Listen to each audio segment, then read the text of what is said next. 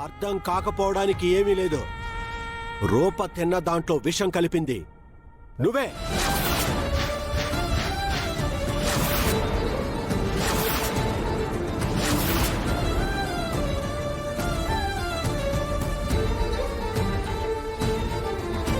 రూపని చంపాల్సిన అవసరం ఇంట్లో ఇంకెవరికి లేదు. మన బిడ్డ అలాంటిది కాదు సూర్య.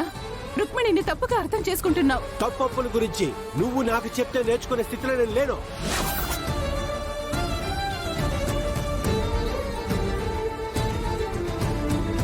రుక్మిణి ఇలా కావడానికి నువ్వు కూడా ఒక కారణం. రూపను బిడ్డగా యాక్సెప్ట్ చేయలేదని రుక్మిణి కూడా యాక్సెప్ట్ చేయలేకపోతుంది. ముందు మీరిద్దరు బయటికి వెళ్ళండి.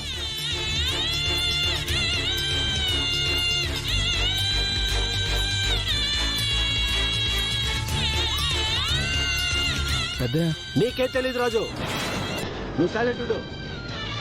మర్యాదగా బయటికి వెళ్ళండి.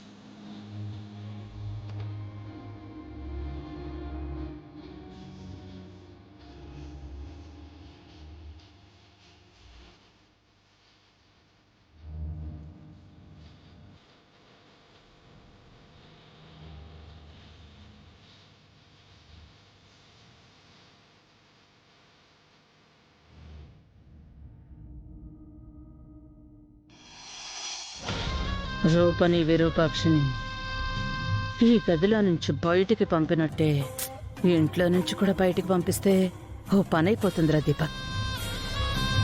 నువ్వు గట్టిగా అనుకో మమ్మీ, అది కూడా అయిపోతుంది. నీ తెలివితేటలకి నా దిష్టే తగిలేలా ఉంది.